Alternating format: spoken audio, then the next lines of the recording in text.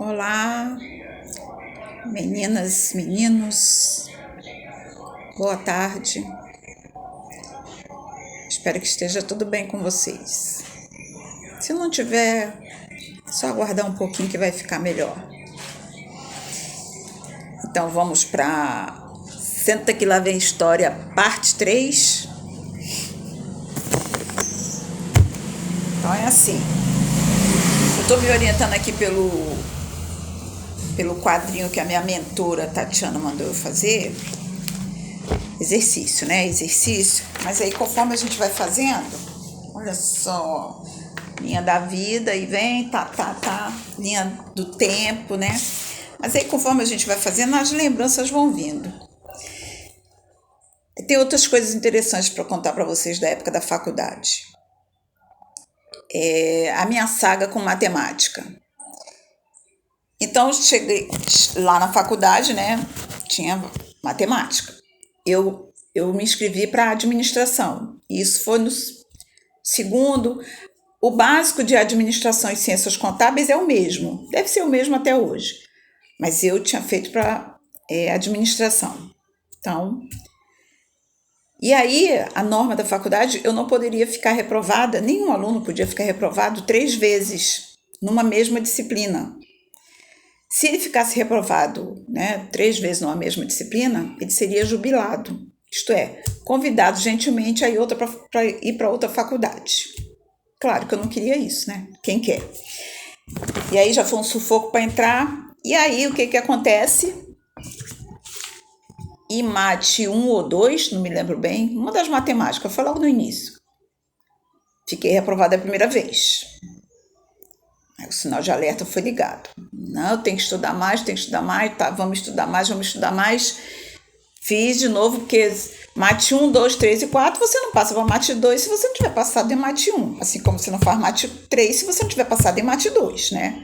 Então aí a tua grade vai ficando toda embolada. No outro semestre, botei matemática de novo, que é obrigatório, reprovada de novo.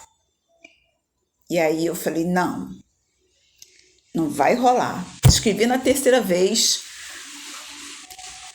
o negócio começou a pegar de novo e eu fui fazer aula de matemática particular com um professor até de Nilópolis, que ele até já morreu, Luiz Marcos, uma pessoa sensacional, um ótimo professor, muito bacana ele. Ele me deu umas aulas particulares nessa época, porque eu ia correr atrás do prejuízo, né, de alguma forma. Então, eu fui para essas aulas, mas não adiantava, porque realmente era difícil mesmo, muito difícil para mim, falta da base. Aí eu tô lá na terceira vez que eu tô fazendo a matemática e tô sentindo que eu vou ficar reprovada de novo. Não. Onde eu vou? Aonde os alunos em geral vão quando estão se sentindo no sufoco e sem saída. DCE, Diretório Central dos Estudantes. E aí cheguei lá no meu desespero, contei para eles. E o detalhe era o seguinte, eu não era a única. Mais da metade da turma estava com nota vermelha, aquela primeira nota, eram 3 provas, se não me engano. Cada semestre, de cada disciplina, eram 3 avaliações. Então, essa avaliação que eu já tinha ficado com nota vermelha, mais da metade da turma também tinha ficado com nota vermelha. Então, eu cheguei lá no DCE e falei, olha só, eu reconheço que realmente eu tenho dificuldade em matemática, mas não é só eu. Mais da metade da turma está em dificuldade, tal. O que a gente pode fazer e tal? E aí, o pessoal de DCE adora um rolezinho, né? Adora uma treta. E aí, tá, tudo bem, isso aqui e tal. Já fiquei com esperança. E aí eles disseram assim, a gente precisa ir lá na turma, saber se a turma concorda com o que você está dizendo, para poder a gente pedir um outro professor para vocês. Dizer que se a mais da metade da turma está com deficiência, a falha não é da turma, a falha é da didática do professor. Não, isso não quer dizer que o professor não saiba a matéria, tá, gente? Não é isso que significa, não. Se o professor está dando aula é porque ele sabe. Ele não está conseguindo transmitir para a turma aquilo que ele sabe. Então, mais do que lógico, tudo bem. E eu toda empolgada. Não, vamos sim, tal. Aí, eles marcaram o dia, fomos nós. Uma experiência que eu nunca mais esqueci. vamos nós lá falar com a turma. E aí o pessoal do diretório esperou uma aula acabar e nós entramos antes da turma sair, né?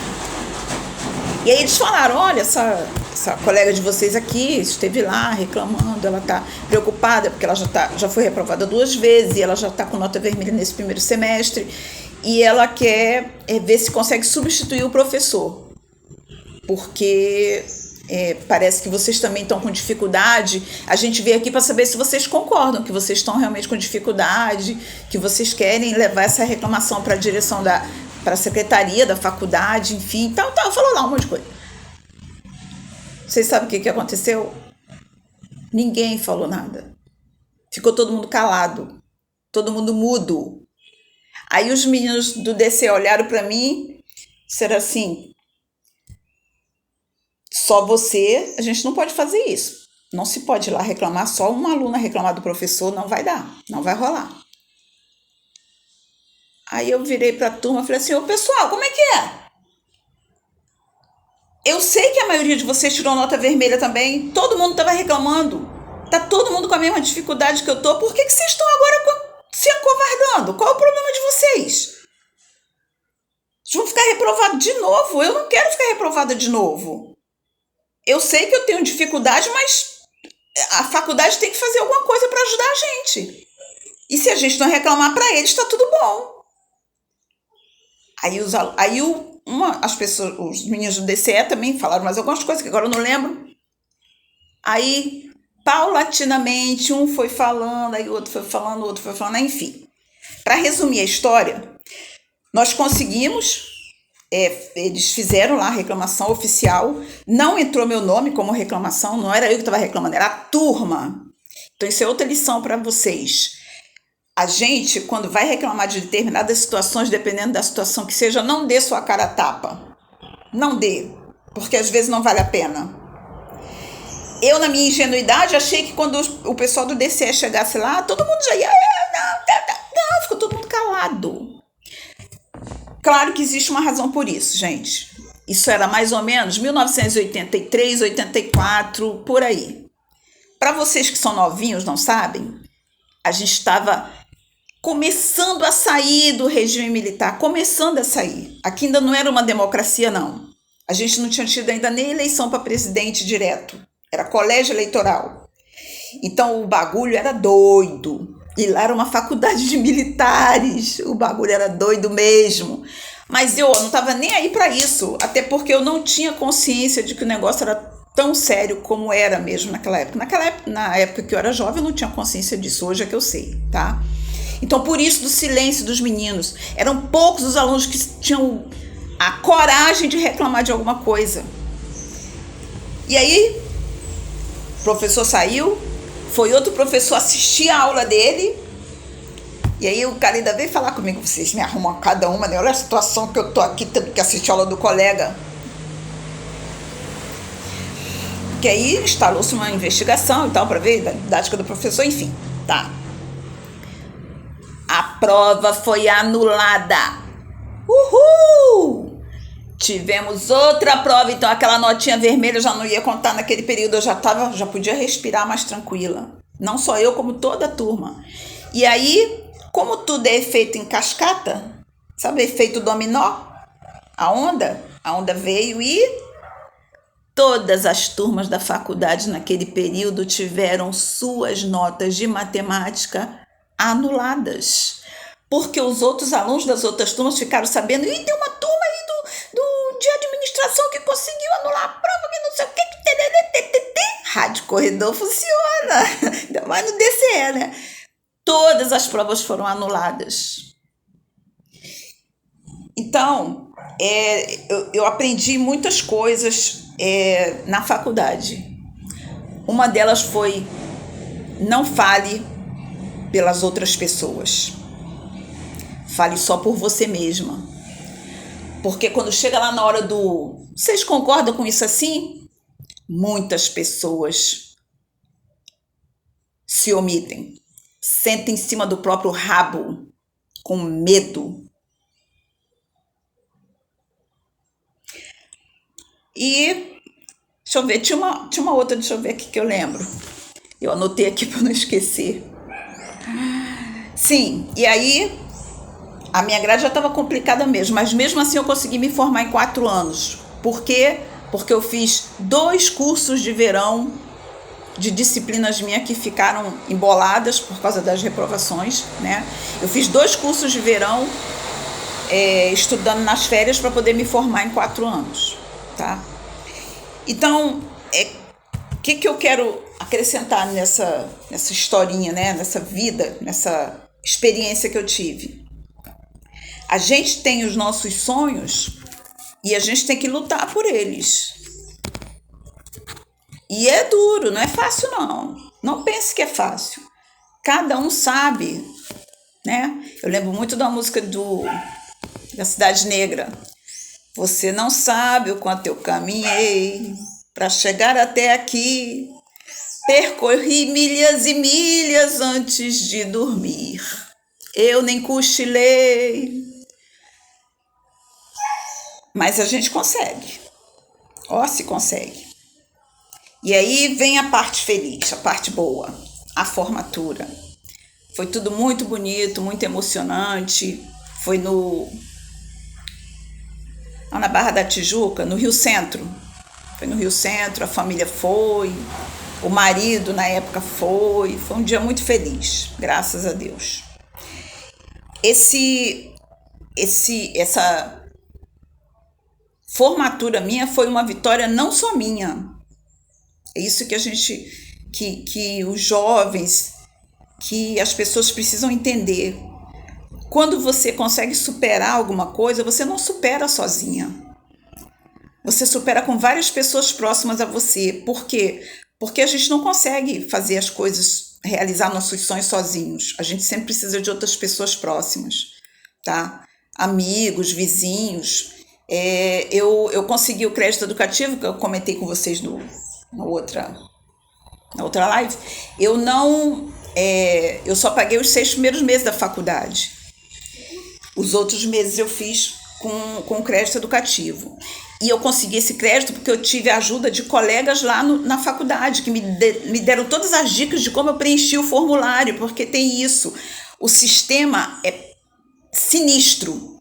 O sistema não quer saber quem é A, B ou C. Ele tem lá, o computador está lá com as normazinhas, isso aqui é assim, isso aqui é assim. O computador não raciocina, o computador não tem nada do lado pessoal.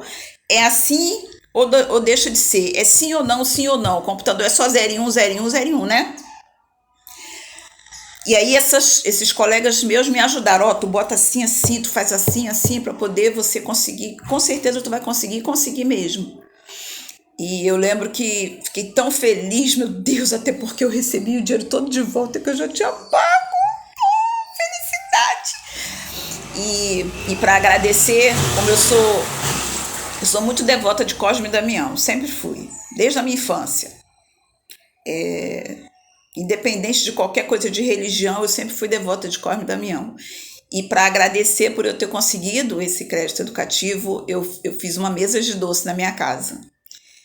E foi muito assim, é muito interessante as coisas que acontecem na vida da gente, que quem não é atento diz assim, ai, coincidência. Entenda uma coisa, coincidências não existem. A coisa mais difícil para eu conseguir para montar essa mesa, tem frutas, tem doces, tem muitas coisas numa mesa de doce que a gente dá de agradecimento a Cosme e Damião, foi as uvas, porque eu não tenho certeza, mas acho que não era uma época de uvas, e isso foi em 1980 e lá vai caçambada, né? Então eu lembro que eu andei tanto no mercado atrás de uva, mas consegui achar as uvas.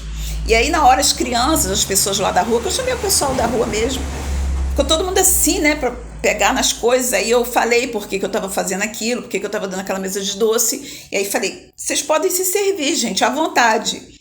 Aí ficou todo mundo super, né? Quem vai ser o primeiro a botar a mão?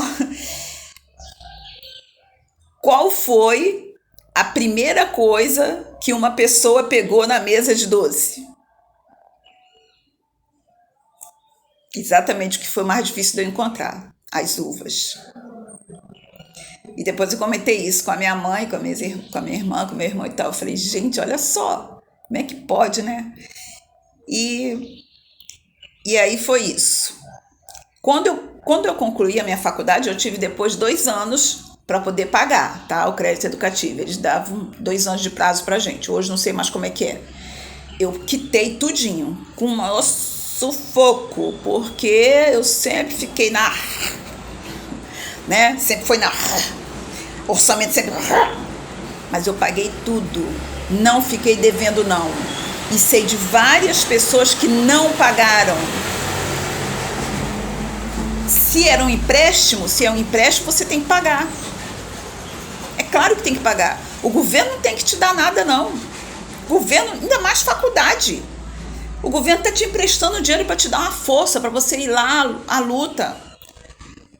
É um empréstimo. Você assinou um contrato sabendo, ciente de que era um empréstimo. E na época os juros eram bem insignificantes, não eram juros altos, né? Hoje já é diferente, né?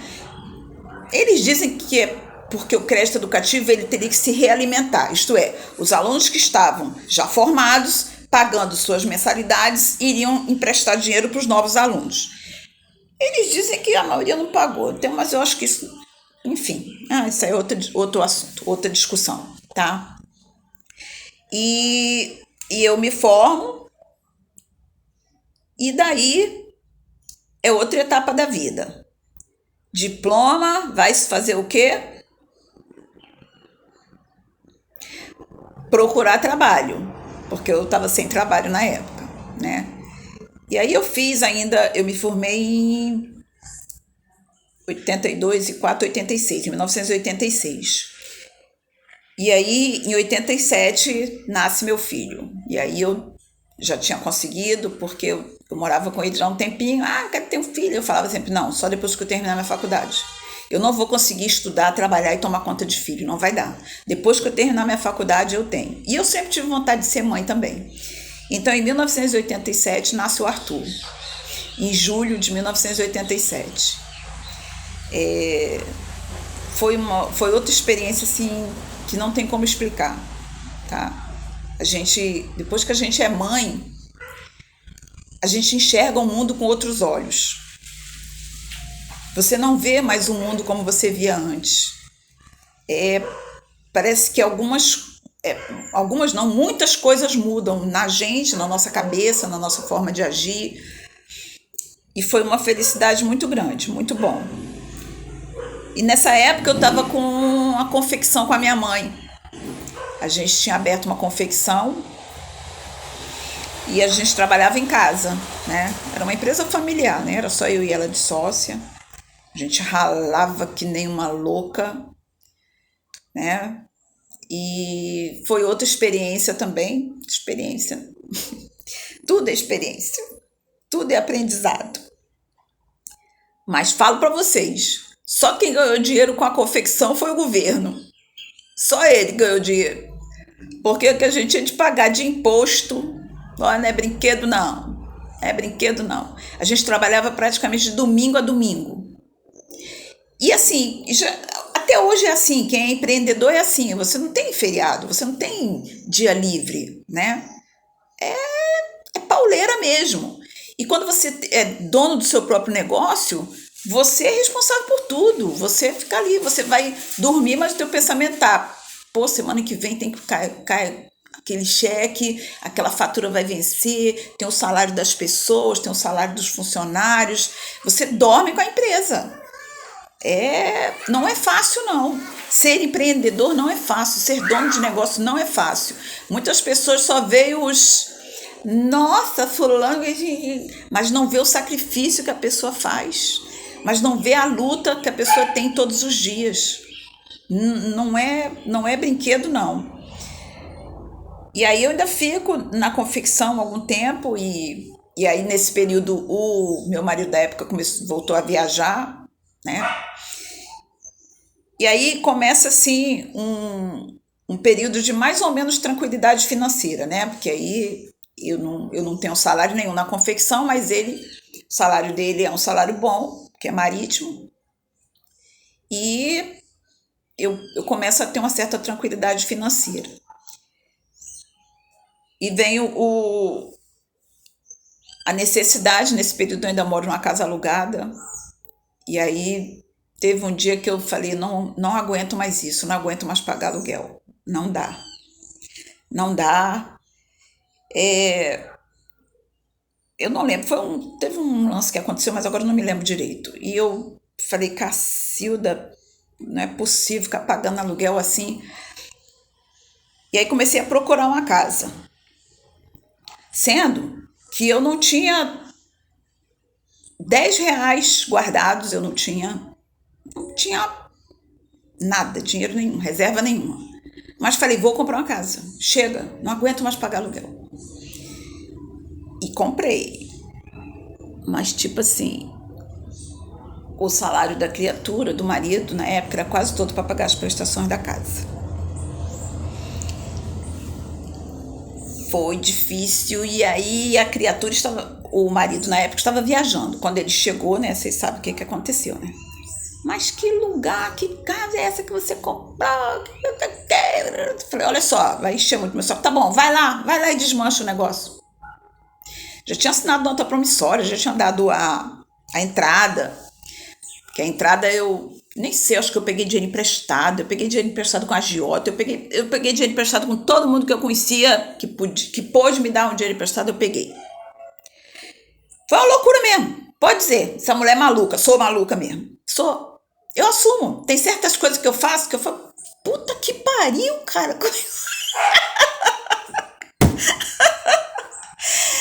Ai, ai. Mas aí não conseguiu desmanchar o negócio. Claro que não ia conseguir, né? O negócio todo assinado, contrato de compra e venda e tal. A implicação dele maior qual era? Porque a casa era na Chatuba. E ele era um homem muito importante, né? Nós éramos muito importantes para morar na Chatuba. Orgulho mesmo, sabe? Orgulho, raiva também, porque eu fiz uma coisa sem ele estar junto, né? E ele que ia pagar, né? Também tem isso, né? Mas foi. Quando eu mudei para essa casa, o meu filho tinha 8 meses de nascido. 8 meses. E aí eu começo a ter os primeiros sinais de depressão. Só que eu não sabia que era depressão. Na época ninguém falava disso.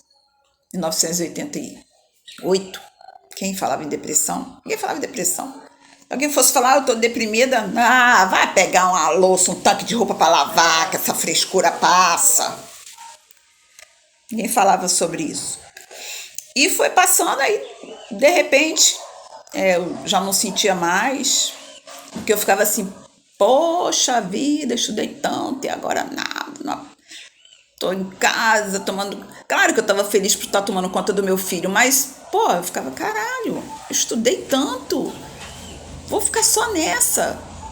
Chegar final de semana, puta merda, mas... E além de tudo, as contas para pagar, né?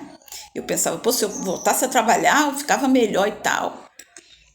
Mas ele falava, poxa, o Arthur é muito pequeno, você vai trabalhar, ele já não tem a presença do pai. Aí eu pensava, realmente, né, porra. Ele já vive viajando, aí também não vai ter a mãe, então eu fui me segurando por causa dele. E em parte foi bom, não foi ruim não me arrependo não, entendeu? Porque tem coisas que é só a mãe que pode fazer mesmo, entendeu? Tem alguns pais que são pais também, né? Mas vamos combinar que são bem poucos, né? Graças a Deus que parece que essa nova geração tá um pouquinho mais, né? Um pouquinho mais responsável pelos atos deles. Mas é isso, gente. A gente fica por hoje porque já está escurecendo, eu não acendi nem a luz, está começando a ficar escuro aqui. Fiquem na paz do Senhor e muito obrigada. Até a próxima.